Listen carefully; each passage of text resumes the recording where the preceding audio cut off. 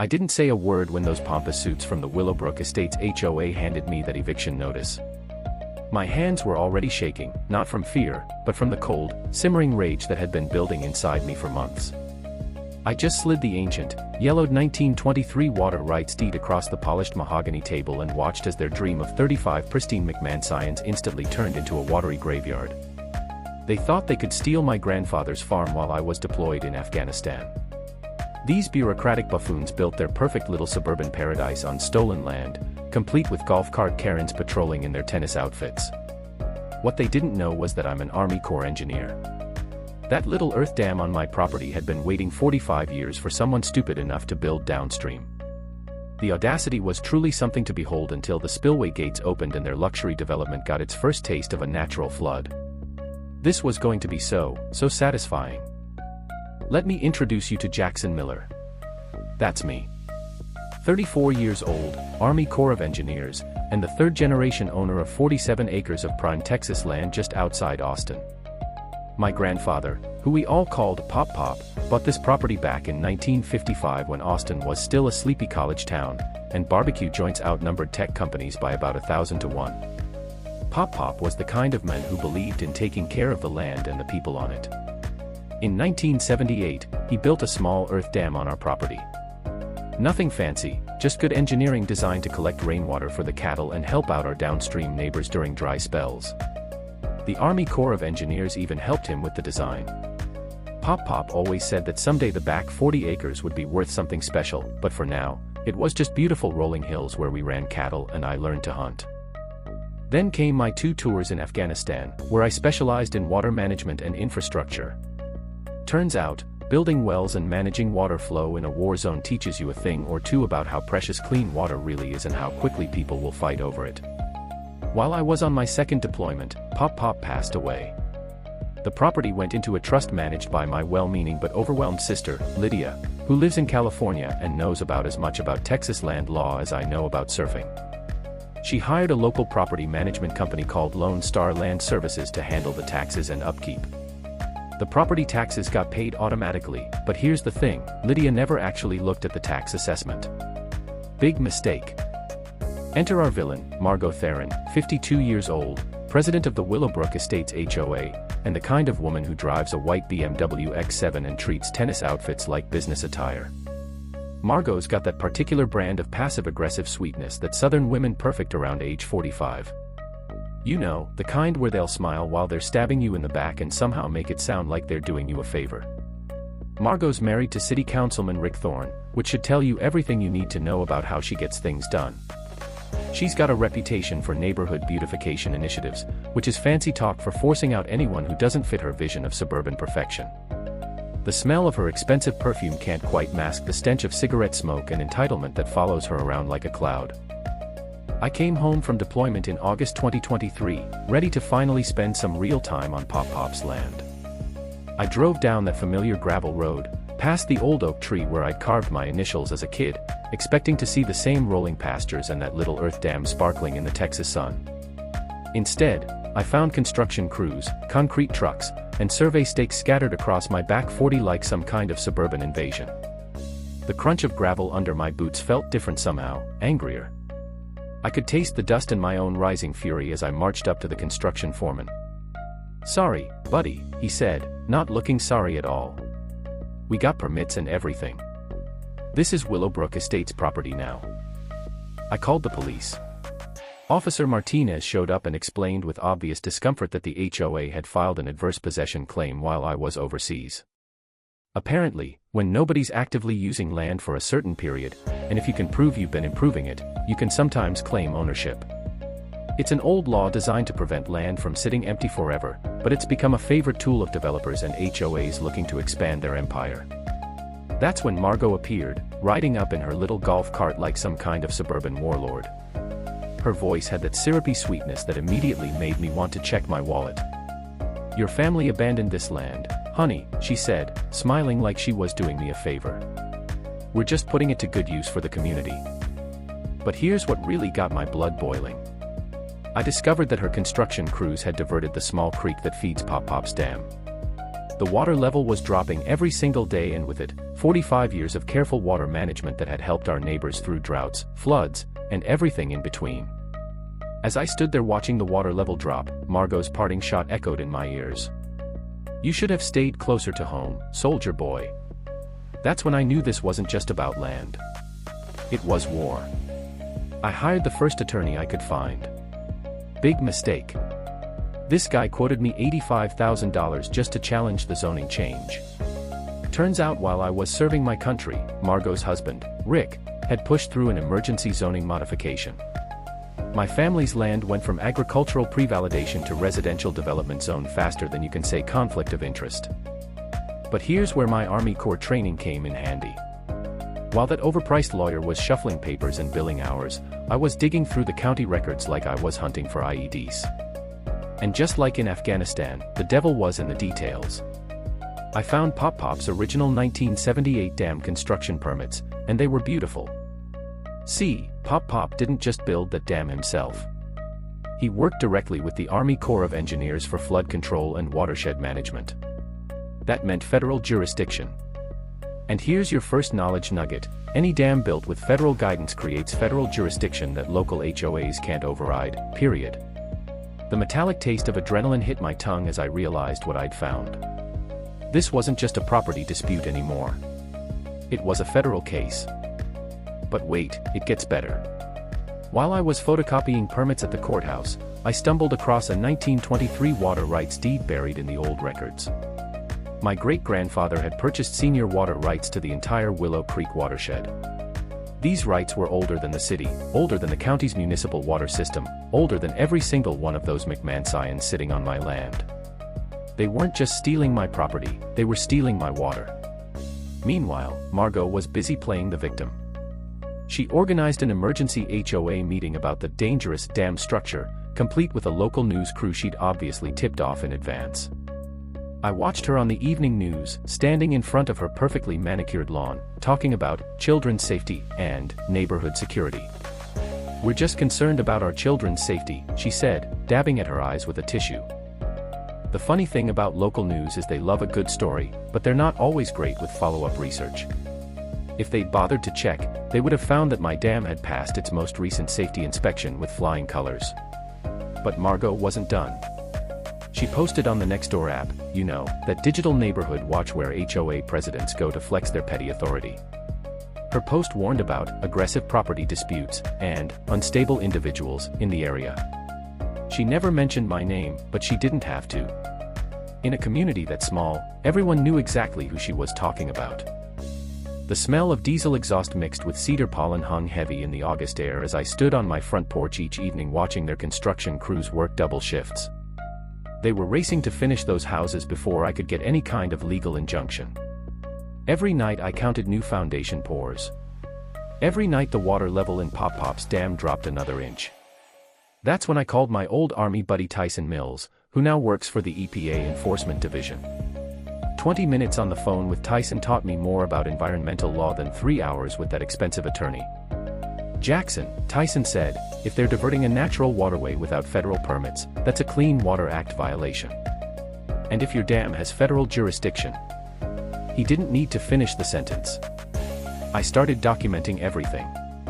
Trail cameras around the property perimeter, time-stamped photos of every water diversion, flow measurements at 3 different points along the creek.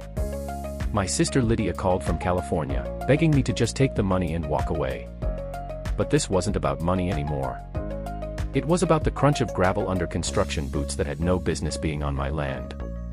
It was about the sound of Margo's heels clicking across courthouse marble during zoning hearings that should never have happened. It was about the bitter taste of courthouse coffee during research sessions that revealed just how deep this corruption went. But most of all, it was about that dam. Pop built it to help the community during dry spells. For 45 years, it had been a source of life for our neighbors downstream. Margo's crew was turning it into a decorative pond for McMahon science. Here's the thing about water rights in Texas. They're older than oil rights, older than mineral rights, and a hell of a lot harder to steal. But you have to know how to fight for them. As I stood there watching another concrete truck rumble past my kitchen window, I realized something important. This wasn't going to be won in a courtroom with expensive lawyers and legal briefs. This was going to be one with engineering. Margo decided to turn up the heat. She organized what she called a neighborhood safety patrol.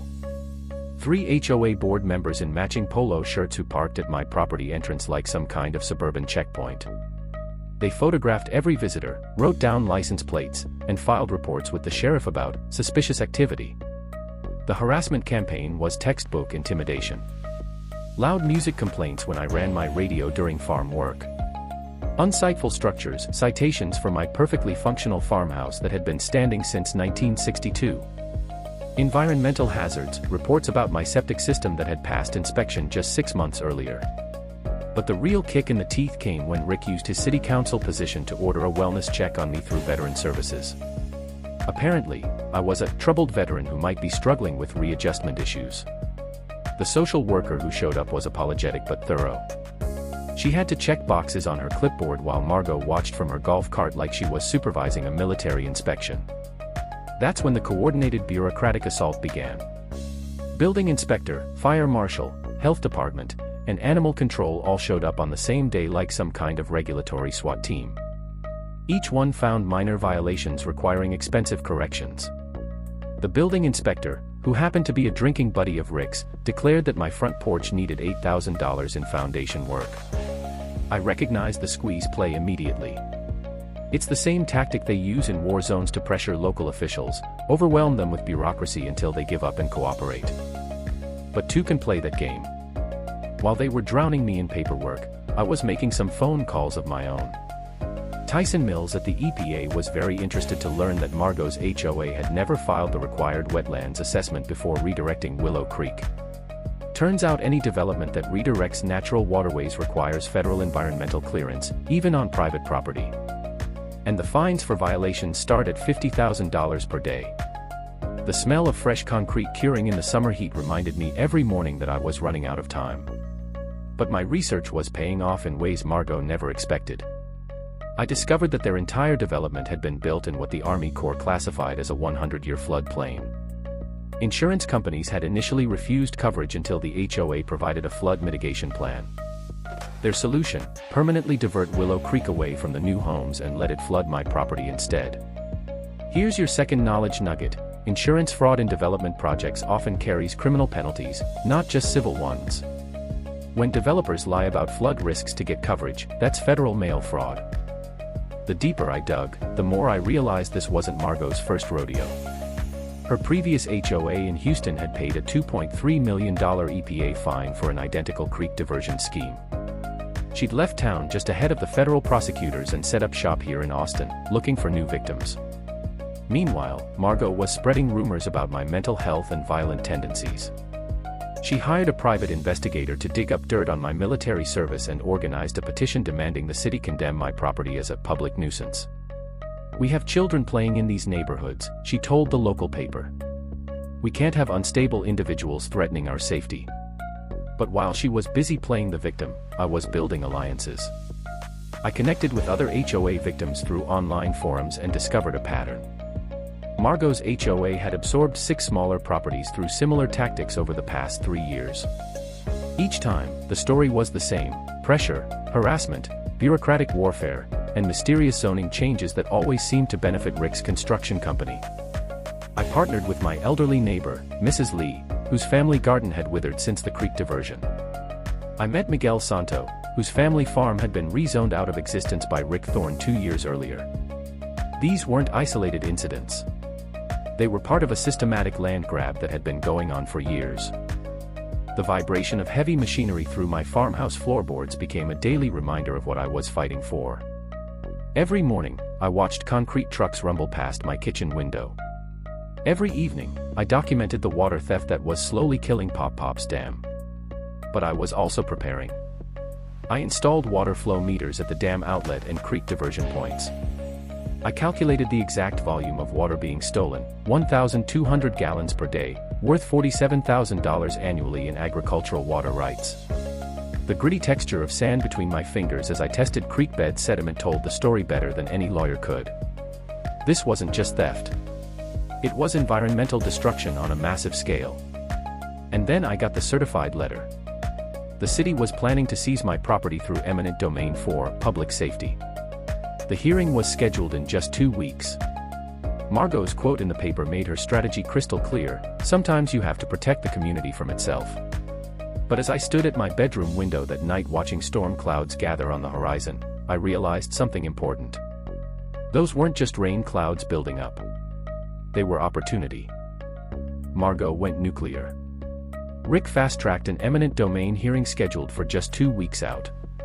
And suddenly the HOA was offering me $180,000 for property assessed at $890,000. The message was clear: take the lowball offer or lose everything. The local newspaper ran a hit piece that made me sound like some kind of domestic terrorist. "Troubled Veteran Blocks Community Progress" was the headline, complete with a photo that somehow made my farmhouse look like a crack den and me look like I hadn't slept in weeks. But Margo's masterstroke was the photo op. She staged it perfectly: 20 concerned mothers holding children near my property line with a professional photographer capturing their worried faces while my farmhouse loomed menacingly in the background. The Facebook post went viral with the hashtag #ProtectTourkids. "Our children deserve safe neighborhoods," she told the Channel 7 News crew, not whatever issues he brought back from war. You know what? She was right about one thing. I did bring something back from war. I brought back the ability to recognize when someone's trying to steamroll you with propaganda and the engineering skills to do something about it. Tyson Mills called with information that changed everything. The EPA had already opened a federal investigation into Willow Creek diversions based on my initial complaint. But here's the kicker: Margo's previous HOA in Houston faced the $2.3 million fine for the exact same scheme. Federal environmental crimes follow individuals even when they move to new jurisdictions. While Margo was playing the victim on social media, I was discovering that her entire financial house of cards was built on fraud. The HOA's construction loans were tied to inflated property values, and the banks had required guaranteed water access for loan approval. If those water rights reverted back to me, their rightful owner, the entire development would become financially underwater. The taste of bitter irony wasn't lost on me. They'd stolen my water to make their land valuable, and now their own greed was going to drown them. Margo's desperation reached new levels when she hired private security to patrol my property perimeter. These weren't just rent-a-cops with flashlights. These were the same tactical gear wannabes who work private military contracts and think HOA disputes are a combat zone.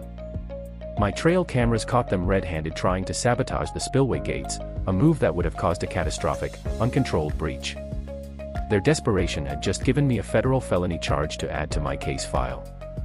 The night air was alive with the scent of coming rain, a clean, earthy smell that was about to wash away all the lies and corruption Margo and her husband had built.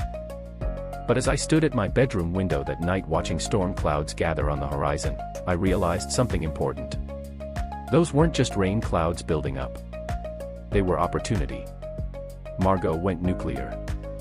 Rick fast-tracked an eminent domain hearing scheduled for just 2 weeks out. And suddenly the HOA was offering me $180,000 for property assessed at $890,000. The message was clear: take the lowball offer or lose everything. The local newspaper ran a hit piece that made me sound like some kind of domestic terrorist. "Troubled Veteran Blocks Community Progress" was the headline, complete with a photo that somehow made my farmhouse look like a crack den and me look like I hadn't slept in weeks. But Margo's masterstroke was the photo op. She staged it perfectly: 20 concerned mothers holding children near my property line with a professional photographer capturing their worried faces while my farmhouse loomed menacingly in the background. The Facebook post went viral with the hashtag #ProtectTourkids. "Our children deserve safe neighborhoods," she told the Channel 7 News crew, not whatever issues he brought back from war.